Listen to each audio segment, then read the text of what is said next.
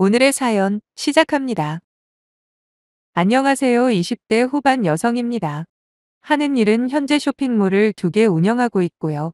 원래는 하나만 하고 있었는데 최근에 이혼하고 하나 더 오픈하고 정신없이 일에만 몰두하고 있는 상황입니다. 남편과 헤어진 걸 후회하거나 아쉽지는 않아요. 하지만 결혼에 실패했다는 사실 자체만큼은 뼈아프게 다가오더라고요.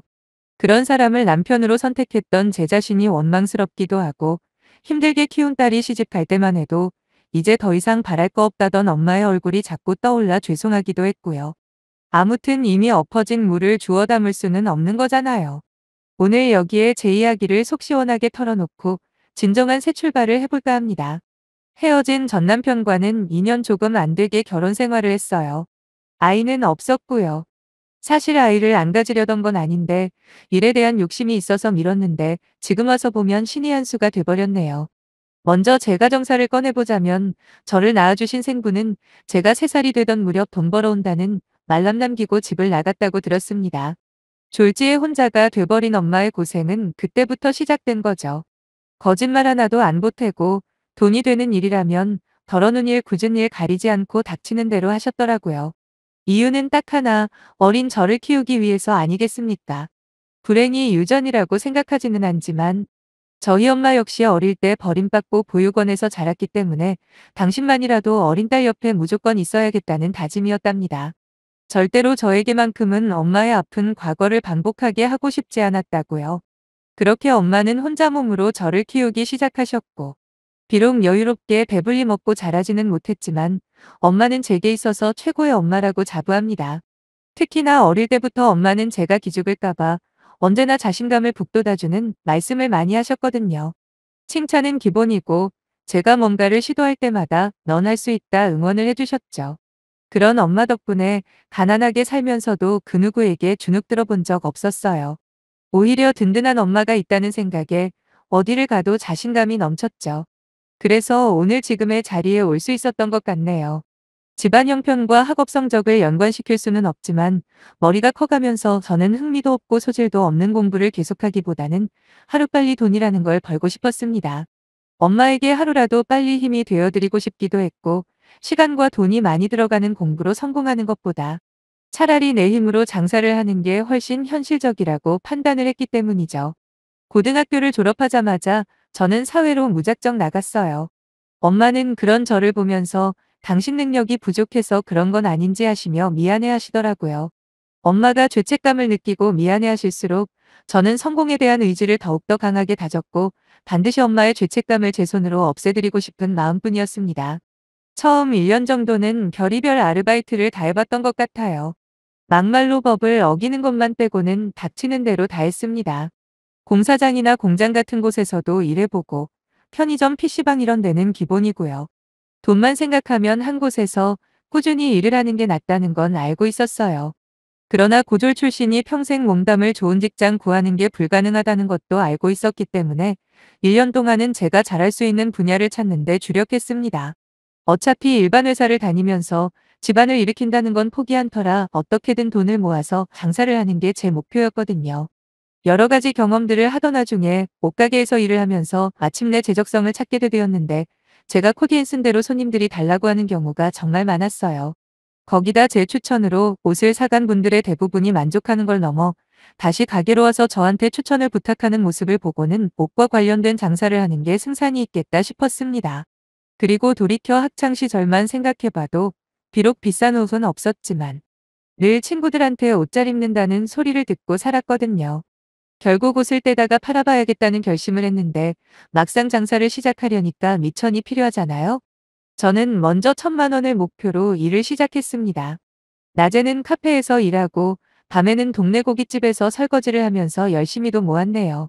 물론 용돈벌이 개념으로 아르바이트를 하는 친구들과는 달리 저는 생활비도 보태야 했기 때문에 그렇게까지 빨리 돈이 모이지는 않더라고요. 하지만 제게는 목표하는 바가 있었기에 힘들다거나 지친다는 생각은 하지 않았어요.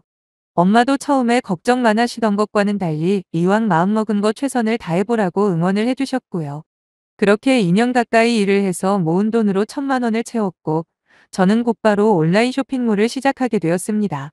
오프라인 매장을 차리기에는 턱없이 부족한 돈이었기 때문이죠.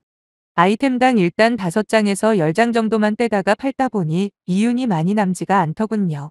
게다가 이물이 아닌 척해도 초짜인 게 티가 났는지 도매 시장에 가면 무시도 많이 당했고 나중에 알고 보니 바가지도 제법 쓰고 그랬습니다. 그렇게 딱 6개월이 지나고 보니 돈을 벌기는커녕 간신히 적자만 면하는 수준이더라고요. 그 후로 몇 개월을 열심히 한다고 했지만 결국 1년을 못 버티고 망하고 말았어요. 그래도 저는 포기하지 않고 인생은 칠전팔기라는 말을 믿고 다시 도전을 했습니다. 이번에는 방법을 바꿔서 도매 시장에서 아르바이트를 시작하며 제게 부족한 부분을 채워나가기 시작했죠. 상인분들과 얼굴도 제대로 트고 몸살이지 않고 성실하게 일을 하다 보니 서서히 저를 예쁘게 봐주는 분들도 생기더라고요. 그렇게 쌓은 인맥과 신뢰로 저는 다시 쇼핑몰을 차렸어요. 확실히 노하우와 인맥이 있다 보니까 첫 번째와는 엄청나게 차이가 났습니다. 그렇게 조금씩 이윤이 나기 시작하면서 저는 조금씩 자리를 잡게 되기 시작했죠. 그때 제 나이 27, 많지도 적지도 않은 나이에 좀 부족하긴 하지만 어엿한 사장님이 된 겁니다. 그리고 그때 헤어진 전 남편을 만나게 되었는데 남편은 당시 도매시장 근처에서 식당을 하고 있었어요. 상인들과 거기 오는 손님들을 대상으로 하는 식당이었는데 음식 맛이 좋아서 평이 꽤 좋았던 걸로 기억합니다. 아무래도 제가 저녁부터 새벽에 주로 일을 하다 보니까 식사 시간이 굉장히 들쑥날쑥했거든요. 거기다 1분 1초도 아까워 주로 밥을 사 먹곤 했는데 한 번, 두 번 남편이 있는 식당에 들르면서 남편과 가까워졌죠. 저희 둘은 나이대도 비슷했기 때문에 금세 편한 사이가 되었고 얼마 후 정식으로 만나고 싶다는 남편의 고백을 받아들여 사귀게 되었어요. 사실 그 당시 20대 절반 이상을 오로지 돈을 벌겠다는 목적으로 살아오다 보니 변변한 연애 한 번 못 해봤고 또 한편으로는 지쳐있기도 했거든요. 남편과 사귀면서 처음으로 평범한 20대의 생활을 누리게 되니까 이게 진짜 사는 거구나 하는 깨달음도 얻으면서 참 행복했습니다. 그리고 1년의 교제 기간을 거쳐 저희는 결혼을 하게 되었는데 그때 가장 기뻐하신 분이 바로 저희 엄마였어요. 그동안 따로 내색을 안 하셔서 몰랐는데 제가 혼자였던 게 은근히 걱정되고 신경이 쓰이셨나 봐요. 그런데 이제 결혼 상대가 생겼다고 말씀을 드리자 엄마는 드디어 당신이 해야 할 도리를 다한 것 같다면서 눈물까지 보이시더라고요. 당시 제 사업도 제법 탄탄하게 자리를 잡아가고 있었고 엄마에게 비로소 자랑스러운 딸이 된 것 같아 저 역시도 참 행복했습니다. 앞으로 더 잘 사는 모습을 보여드리겠다 그렇게 다짐을 했는데 그래서 이건 아니다 싶은 순간들도 참아온 건데 결말이 이혼이라니. 글을 쓰면서도 착잡하긴 하네요. 한편 결혼 이야기가 나오면서 자연스레 남편의 상황을 파악하게 되었는데 남편에게는 연세 많으신 시부모님과 그리고 남편보다 2살 어린 신우가 있었습니다. 시부모님 두 분 다 따로 하시는 일은 없지만 그래도 남편 식당이 위치한 건물을 소유하고 계셨어요. 뭐 엄청나게 큰 건물은 아니고 3층짜리 꼬마 건물에 3층은 시가족들이 살고 있고 나머지는 상가에 세를 주고 있었죠. 한 달에 100만 원 정도 되는 세와 나라에서 나오는 연금으로 생활을 하고 계신다고 했습니다. 신우 같은 경우에는 대학 졸업하고 몇 달 회사를 다니다가 그 당시에는 집에서 놀면서 시부모님에게 용돈 받아 쓰고 있는 상황이었고요. 특별히 재산이 엄청나게 많은 건 아니었지만 그래도 요즘 시기에 건물 하나 있는 거면 노후 준비는 문제없는 거라고 남편이 말하더라고요. 그러니까 결혼해도 시가 쪽에 따로 경제적으로 도움 주지 않아도 된다고 호언장담을 하길래 저 또한 우리 친정엄마 역시 먹고 사는데 지장 없다며 혹시라도 도와드릴 일이 있더라도 내가 알아서 할 거라고 이야기를 했죠. 물론 부부 사이에 어떻게 네 부모 내 부모 칼로 무자르듯 구분할 수 있겠습니까? 상황에 따라 서로서로 도와주며 사는 거지라고 생각을 하긴 했습니다. 하지만 얼마 후 그건 저만의 착각이었더군요. 저희는 경제권 문제는 독립적으로 하기로 했는데 요즘 부부들처럼 생활비는 공동으로 각출해서 쓰고 나머지는 알아서 모으면서 말이에요. 사실 이 부분도 남편이 먼저 제안을 한 겁니다. 그때는 별 생각 없이 넘어갔는데 지금 생각해보니까 상대적으로 못 사는 우리 엄마를 경계했던 게 분명하네요. 하지만 결혼을 하자마자 저는 큰 곤경을 겪어야 했습니다. 당시 한 달 넘게 판매된 청바지가 물빠짐이 너무 심하다며 고객들로부터 항의 전화가 쏟아진 거죠. 분명히 샘플을 받았을 때는 아무렇지 않았는데 이해할 수가 없더라고요. 3시간을 넘게 운전해서 공장에 가보니 제조 공정 중에 빠진 부분이 하나 있다는 걸 알아내고는 그때부터 비상대책을 세우기 시작했죠. 공장 쪽에서는 자기들의 실수라는 걸 인정하면서도 어쩌지를 못하고 있었고, 손님들은 이미 환불해달라고 난리도 아니었습니다. 누군가는 책임을 져야 했어요. 결국 제가 손해를 다 끌어안고 가기로 결정을 했습니다. 전 제품 환불에 피해 보상까지 모두 해주다 보니 손실 금액이 상상 이상으로 나오더군요. 당장 쇼핑몰이 망해도 이상하게 없는 상황이었어요. 할 수 없이 남편에게 부탁을 해봤어요. 그때 당시 당장 급한 돈이 3천만 원 정도였는데 그것만 있으면 어느 정도 숨은 돌릴 수 있었거든요. 하지만 남편은 정말이지 냉정하게 거절을 했습니다. 이미 서로 돈 가지고 부담 주지 않기로 하지 않았냐면서. 아무리 부부 사이여도 돈 문제로 얽히고 싶지 않답니다. 틀린 말은 아니었지만 그래도 서운한 마음이 컸어요. 게다가 시어머니까지 나서서는 이참에 그 옷 파는 거 때려치우고 남편 도와서 식당이나 같이 운영하면 좀 좋냐고, 이왕 이렇게 된 거 자꾸만 접으라는 거예요. 원래 배운 게 별로 없으면 몸으로 때우는 게 정도라면서요. 비록 공장의 실수로 큰일이 난 건 맞지만 여태까지 제가 혼자 안간힘을 다해서 이룩한 제 사업을 얕잡아 보는데 더더욱 오기가 생기더군요. 근데 이미 대출은 꽉 차 있는 상태라 별로 뾰족한 수가 없던 와중에 엄마가 돈을 빌려주시더라고요. 엄마 노후 자금으로 모아놓은 돈이 있었는데 그걸 저한테 주신 거죠. 그러면서 절대로 포기하지 말라고, 너는 반드시 다시 일어날 수 있다고 격려까지 해주시는데 진짜 감사하다는 말밖에 할 말이 없었네요. 그렇게 환불 사태를 겨우 수습하고 바닥부터 다시 시작하자 마음을 먹었죠. 남편에게도 우리 엄마가 돈을 빌려주셨다고, 이 돈은 꼭 갚을 거니까 나중에라도 뭘 하지 말라고 했더니 시어머니랑 똑같은 소리를 하더군요. 괜한 돈 들여서 일 크게 만들지 말고 그냥 자기랑 같이 식당 일을 하는 게 어떠냐고요. 어림도 없는 소리 하지 말라고 하고 전 다시 사업에 달려들었죠. 그런데 그때 말도 안 되는 일이 벌어지기 시작한 겁니다. 환불을 받은 손님들 사이에서 제 쇼핑몰이 믿을 만한 곳이라고 인식이 되기 시작하면서 여기저기 파렴치한 대형 쇼핑몰들이랑 비교를 하는 거예요. 제품도 중요하지만 고객과의 신뢰관계가 얼마나 중요한지 그때 또 한 번 깨달았습니다. 아무튼 실수를 깔끔하게 인정하고 빠르게 환불 조치를 해준 제 쇼핑몰의 소문이 점점 퍼지면서 각종 온라인 매체의 이름이 알려지더라고요. 심지어 몇몇 유튜버들까지 제 쇼핑몰 환불 사태를 언급해주다 보니 급속도로 쇼핑몰 매출이 늘어나기 시작하는데 진짜 장난 아니었습니다. 정확하게 한 달 만에 번 돈이 환불 사태가 나기 전 1년 매출보다 더 많았다면 믿으시겠어요? 역시 최고의 광고는 입소문이라는 게 맞는 말인가 보더군요. 아무튼 그렇게 대박을 치는 와중에도 남편은 한 번도 제 쇼핑몰이 잘 되는지 망했는지 물어보지도 않았습니다. 분명히 아는 척을 하는 순간 제가 돈 이야기를 꺼낼까봐 무서워서 그랬을 거예요. 저도 저 나름대로 굳이 말하지도 않았어요. 물론 결혼 전에 경제적으로 독립적으로 살자는 약속을 하긴 했지만 제가 정말 급할 때 남편이 보여준 냉정함은 전혀 예상을 못했거든요. 어찌 보면 그때 이미 남편에 대한 감정이 어느 정도 식은 것 같긴 하네요.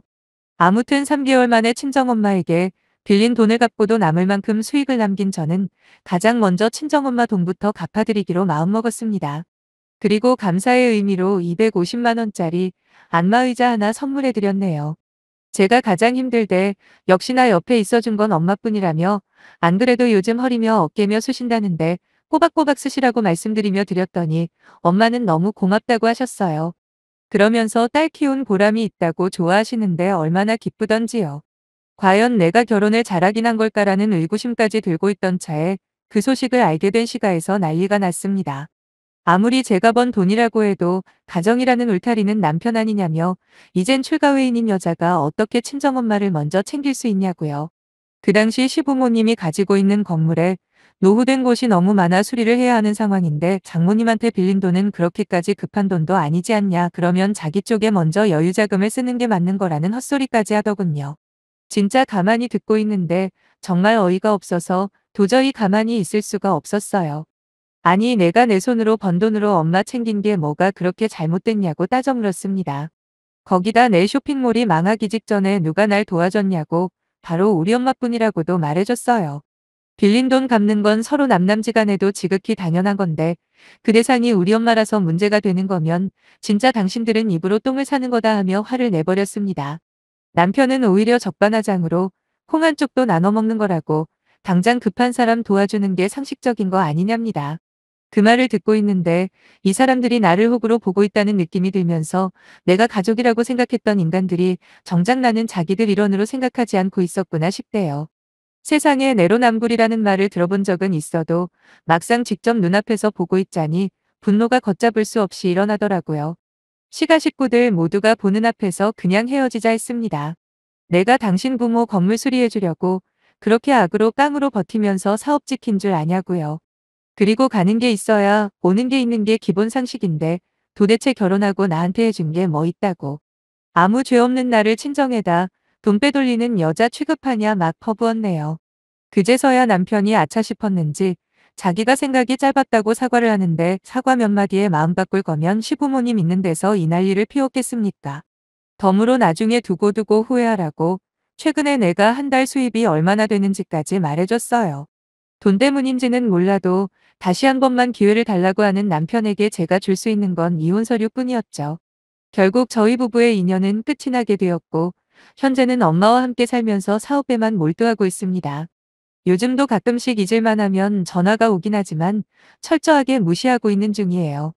알고 지내는 도매 사장님 말씀으로는 그 후로 남편 식당은 망하기 일보 직전이라고 하더라고요. 중국 상인들이랑 관광객 발길이 뚝 끊긴 게 한몫했다는데 자업자득 아니겠습니까?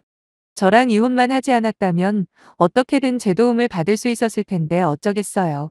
자기들 꼭 스스로 걷어찬 걸 말이에요. 사실 다시 결혼할 생각은 거의 없습니다. 물론 사람 일이라는 게 한 치 앞도 모르는 거니 장담할 수는 없지만 지금 당장은 새로 시작한 사업에 매진하고 싶은 마음뿐이네요. 긴 사연 읽어주신 모든 분들께 행운과 행복만이 가득하길 빌어봅니다. 감사합니다.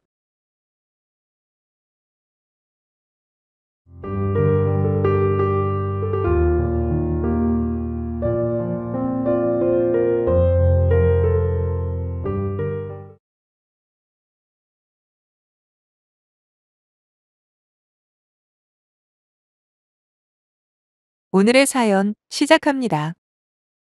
안녕하세요. 저는 20대 초반부터 지금까지 작은 가죽 공방을 하나 운영하고 있습니다. 원래 돈을 많이 벌었던 건 아니고 친정아빠가 가지고 계신 건물 구석에 아주 작은 점포 하나에서 시작을 한 거였는데 아빠가 월세를 받지 않으신다고 해서 그나마 생계유지만 어느 정도 되는 수준이었지요. 공방을 운영한 뒤로 최근 얼마 전까지만 해도 한 달에 150만 원에서 많이 벌면 250만 원 정도를 벌면서 살았어요. 비록 수입이 많은 일은 아니었지만 예전부터 뭔가를 만드는 게 좋았고 회사를 다니면서 사람 상대하는 일에 심하게 대인 적이 있기 때문에 차라리 혼자 조용히 일할 수 있는 지금이 훨씬 적성에 맞더라고요. 그러다가 지금의 남편을 만나게 되었고 약 2년 전에 결혼해서 살고 있습니다. 남편 같은 경우에는 평범한 회사원이에요. 본인 나이 또래에 비해서 많지도 적지도 않은 연봉을 벌고 있고요. 저희가 비록 금전적으로 여유롭게 살지는 못해도 나름 소박하고 행복하게 살았다고 자부합니다. 돈이 별로 없는 와중에도 양가 부모님들에게 용돈 챙겨드렸고 가끔씩 식사도 대접하면서 행복하게 지냈어요. 저희 친정 부모님은 엄청나게 부자까지는 아닌데 그래도 경제적으로 어렵지는 않으세요. 제게는 친오빠가 둘이 있는데 오빠들도 다들 괜찮은 직장에 안정적으로 자리를 잡았고 부모님에게도 잘하고 있습니다. 제 평균 수입이 150에서 200 사이가 될 때는 기껏해야 20만 원에서 30만 원 정도 용돈으로 드렸어요. 그마저도 막내딸 힘들게 번 돈이라고 안 받겠다 안 받겠다 노래를 부르셨지만 저는 저대로 가게 월세도 안 받으신다는데 이거라도 받으시라 끝까지 강제로 드렸네요. 말씀드렸다시피 친정아빠께서는 건물도 한 채 있으시고 지금 살고 계신 집 외에 다른 아파트도 한 채 더 보유 중이시거든요. 거기다 아직 직장 생활도 하고 있기 때문에 노후 준비는 끝나도 한참 전에 끝난 셈이지요. 하지만 저희 시부모님은 사정이 많이 다릅니다. 작은 빌라에서 전세로 살고 계시고 남편 위로 시집간 신우가 둘이나 있는데 신우들과 저희가 30만 원씩 보내드리는 돈이랑 나라에서 얼마 정도 나오는 돈으로 생활하세요. 뭐 생활 자체는 충분히 되는 편이라 먹을 거 다 먹고 입을 거 다 입으면서 살긴 하십니다. 그래도 툭하면 돈 없다 소리를 달고 사시는데 그렇다고 두 분 모두 일을 할 생각은 없어 보이시고요. 결혼하기 전부터 남편 집안에 대해서는 어느 정도 들을 만큼 들은지라 30만 원씩 생활비 드리는 거에 대해서는 전혀 기분 나쁘거나 서운한 마음이 들지 않았습니다. 우리가 돈이 좀 부족해도 그 나름대로 또 길이 있더라고요. 없으면 없는 대로 살면 되는 거라 생각한 것도 있지만 그보다 우선 물질적인 것보다는 주변 사람들과 원만하게 지내는 게 제일 중요하다 생각하거든요. 그렇게 결혼하고 나서도 양가 부모님에게 용돈도 조금씩 드리고 저희도 적당히 돈 모아가면서 평범하게 살았습니다. 그런데 작년 여름에 갑자기 제가 만든 제품들이 입소문을 타기 시작하면서 조금씩 손님들이 늘어나는 것이 느껴졌어요. 인터넷에 제 물건을 구입하고 사용해본 후기들이 올라오고 갑자기 입소문이 퍼지기 시작하더니 물건을 만들어 놓기가 무섭게 팔려나가더라고요. 어차피 가죽 제품들이고 하나하나 제품들 가격이 저렴하지도 않아요. 그렇다고 손님들이 밀려온다고 무작정 직원을 고용해서 물건을 찍어낼 수도 없는 노릇이었고요. 다만 제가 만든 제품을 좋아해 주시고 많이 찾아주셔서 감사하는 마음이었지요. 그렇게 만들면 만드는 대로 팔려나가다 보니 매출은 계속 올라서 한 달에 500, 600만 원까지 벌리다가 나중에는 1000만 원까지 벌게 된 적도 있습니다. 만약에 더 많이 만들 수 있다면 돈을 더 벌 수 있었겠지만 그렇게 하기에는 제 몸이 너무 힘들어서 엄두가 안 나는 겁니다. 선주문까지 해가면서 제 물건을 원하는 분들은 많은데 공급이 너무 딸리다 보니 한편으로는 또 좋은 점도 있더라고요. 그만큼 구하기가 힘들다고 소문이 나서 오히려 손님들이 더 안달이 나는 것 같았지요. 돈을 많이 버니까 몸이 힘들고 바쁘긴 해도 주머니 사정이 넉넉해지는 기분만큼은 정말 좋았습니다. 쉬는 날에 남편이랑 백화점 가서 좋은 옷도 한 벌 해주고 항상 빚지는 마음으로 살았던 우리 친정 부모님 모시고 나가서 근사한 저녁도 사드렸어요. 물론 용돈도 넉넉하게 챙겼고요. 아무리 제가 번 돈이라고는 하지만 저희 친정만 챙기기에는 남편 눈치도 보이고 제가 생각해도 아닌 것 같아서 지난 명절 연휴에 시어머님, 시아버님께 각각 50만 원씩 추가로 용돈을 드렸더니 깜짝 놀라시면서 갑자기 이게 무슨 돈이냐 물으시더라고요. 저는 그냥 요즘 가게 매상이 잘 나와서 드리는 거라고 더 많이 벌면 앞으로도 좋은 거 챙겨서 해드리겠다고 말씀드렸습니다. 자신있게 말씀드릴 수 있는 건 제가 돈 좀 벌었다고 시부모 앞에서 거들먹거리지도 않았고 그냥 최대한 공손하고 예의 있게 말씀드렸을 뿐이에요. 그렇게 명절을 보내고 집으로 돌아왔는데 시부모가 신우들에게 뭐라고 이야기를 해놨는지 당장 다음 달부터 시부모에게 30만 원씩 주던 용돈을 싹 끊어버리는 겁니다. 제가 돈 잘 벌고 여유 있으니까 앞으로는 저희 부부가 시부모 생활비를 전부 내라고 하는 겁니다. 자기들은 얼마 벌지도 못하고 그 와중에 아이 키우면서 힘들게 살았는데 우리는 이제 돈도 많이 벌고 키우는 아이도 없으니까 부모님 정도는 저희가 책임지라네요. 진짜 어처구니가 없고 허탈했어요. 시부모님도 정말 황당한 것이 제가 로또가 된 것도 아니고 한 달에 수천만 원 벌게 된 것도 아닌데 신우들 모아놓고 며느리 돈 잘 번다 자랑을 하신 것도 모자라서 제가 드린 돈으로 고기 사 먹고 신우들 옷까지 한 벌씩 해줬다 하는 겁니다. 아들이랑 며느리가 돈을 잘 벌어서 언제든지 필요하면 또 용돈 준다고 했다면서요. 친한 동네 아주머니들 불러다가 식사도 대접하고 시부모님 자주 가시는 동네 사랑방 같은 곳에 음료수와 과자랑 떡까지 잔뜩 돌렸다고 하더군요. 제가 두 분에게 용돈으로 드린 100만 원을 딱 일주일 만에 다 써버리셨대요. 그러니 그 모습을 본 신우들이 심사가 뒤틀려도 진작에 뒤틀렸겠죠. 돈 잘 버는 아들과 며느리가 있으니 앞으로 부모님 용돈을 알아서 하라고 손을 떼버리는데 대체 이게 무슨 상황인지 황당 그 자체였습니다. 그런데 제가 신우한테 그 전화를 받고 보름 정도 지났을 때였어요. 하루는 시어머니가 생활비 부족하다고 돈을 더 보내달라는 전화를 하시는 게 아니겠습니까? 어떻게 해야 하나 고민하다가 일단 보내던 대로 30만 원을 어머님 통장으로 보냈더니 딱 10분 후에 다시 전화가 오더라고요. 이제 두 딸들이 생활비를 안 보내준다고 하는데 저희가 100만 원씩은 줘야 하는 거 아니냐면서요. 하도 어처구니가 없어서 제가 그랬습니다. 제 입으로 그렇게 하겠다고 이야기한 것도 아니고 일방적으로 신우들이 용돈을 끄는 거 아니냐고요. 단지 앞으로 돈벌이가 좋아질수록 그만큼 더 잘해드리겠다는 인사치레로 한 말일 뿐인데 어떻게 그게 시부모님 생활비를 다 떠안겠다는 의미가 되냐 받아쳤지요. 시어머니는 일단 알겠다고 이야기를 하더니 전화를 끊었고 30분인가 지났을 때부터 신우들한테 번갈아 가며 전화가 오더군요. 아니 돈 많이 번다고 자랑질할 때는 언제고 이제 와서 생활비는 왜 모른 척하냐 따지길래 저도 가만히 있지 않고 따박따박 할 말 다 했습니다. 저는 돈 자랑한 적 없다고. 단지 시부모님 용돈 추가로 더 챙겨드렸을 뿐인데 잘했다 고맙다 칭찬은 못해줄 망정 이런 식으로 뒤통수 치는 게 맞는 거냐 물어봤어요. 한참 동안 신우들과 말씨름하고 서로 감정이 상한 이후에 시부모님 생활비는 다시 예전처럼 각각 보내기로 결정을 했습니다. 하지만 이미 저희 사이는 완전히 엉망이 되어버렸고 신우들도 그렇고 저도 그렇고 화가 날 대로 난 상황이었어요. 내가 진짜 등신짓을 했구나 싶었습니다. 제 딴에는 가족이니까 호의를 베푼 것뿐인데 이렇게까지 일이 틀어질 줄은 꿈에도 생각을 못했지요. 앞으로 돈이 얼마가 생기던 간에 시부모님께 정해진 용돈 외에 아무것도 해주면 안 되겠다 생각했어요. 왜 뭔가 작은 거라도 잘해주면 고마워하고 그만큼 또 보답하려는 사람들이 있는가 하면 어떤 사람들은 오히려 상대방의 좋은 마음을 이용해 먹으려 하잖아요. 그게 전부 다 시기와 질투심에서 비롯된다는 걸 이번 일로 확실하게 깨달아 버렸어요. 근데 이것도 진짜 억울한 면이 많은 게 제가 정말 질투가 나서 미칠 만큼 돈을 엄청 번다거나 대단히 성공한 것도 아직 아니거든요. 지금까지 막말로 근근히 먹고 살다가 요 근래 매출이 확 올라서 돈 좀 만진 건데 신우들이 이 정도로 시기하고 질투할 줄은 몰랐네요. 그냥 우리 친정부모님한테나 그동안 소홀했던 거 보상해드리고 진심으로 저를 아끼는 사람들에게 맛있는 거나 사주고 치울 걸.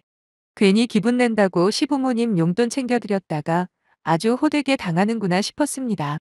다시는 그런 짓 하지 말아야지 생각했는데 얼마 전에 시부모님 댁 TV가 고장이 났다고 연락이 온 거예요.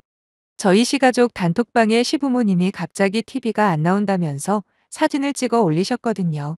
그 다음 날 수리를 불렀더니 글쎄 TV가 워낙 오래된 제품이라 수리비가 더 나온다면서 그냥 차라리 새로 하나 구입하는 게 더 낫다고 하시더라고요. 남편에게 그 이야기를 전해 들으면서 저는 속으로 생각했죠. 식구들끼리 십시일반 돈 모아서 사드리면 되겠다라고요. 뭐 30만 원씩만 모아도 요즘 50인치 TV 괜찮은 거 하나 살 수 있으니까 괜찮겠다 생각했는데 거기서 어머님이 갑자기 저를 콕 집어 지칭하면서 돈 잘 버는 며느리가 TV 하나 사주겠지라고 하시는 겁니다. 당연히 신우들도 이때다 싶었는지 저한테 알아서 하라는 식으로 떠넘기고 나 몰라라 하고 말이죠. 특히 첫째 신우가 뭐라고 했는지 아세요? 돈 잘 버는 사람이 이럴 때 나서서 효도하는 거지라면서 요즘엔 최소 70인치는 돼야 TV 볼맛도 난답니다. 아니 진짜 사람들 속셈이 어찌나 유치찬란한지. 자기들 주머니에서 나가는 돈이 아니라고 함부로 이야기하는 게 참으로 꼴보기 싫더군요. 70인치면 거의 200만 원인데 저한테 그럴 돈이 어디 있습니까? 설령 그 돈이 있다고 해도 시부모한테 그렇게까지 하고 싶진 않았어요. 저도 가만히 있지 않고 저희가 그럴 돈이 어디 있냐고 카톡을 남겼더니 시어머니도 그렇고 두 시누들까지 제 가게 매출을 들먹이면서 그 정도는 충분히 해줄 수 있지 않냐고 몰아갔대요. 누가 보면 저한테 돈이라도 맡겨놓은 사람들처럼 말하더라고요. 사실 그때만 장사가 잘 됐던 거고 요즘에는 다시 손님이 떨어져서 예전처럼 한 달에 150만 원도 벌기 힘들다고 거짓말을 했더니 방금 전까지 이악 물고 저를 벗겨먹으려 달려들던 신우들의 말투가 갑자기 다정하게 변하는 게 아니어요? 그러면서 요즘 자영업자들이 제일 힘든 직업군이라고 그래도 희망을 가지고 열심히 하다 보면 다시 저번처럼 좋은 기회가 찾아올 거라며 제 걱정을 해주는 거예요. 시어머니마저도 그럼 그렇지 어쩌다 잠깐 잘 된 걸 가지고 그렇게 호들갑을 떨었네 어쩌네 하면서 TV는 자기들이 알아서 해볼 테니까 저더러는 신경 쓰지 말고 일이나 열심히 하라셨어요. 정말 인간들이 어쩜 저렇게 가증스러운지 모르겠더라고요.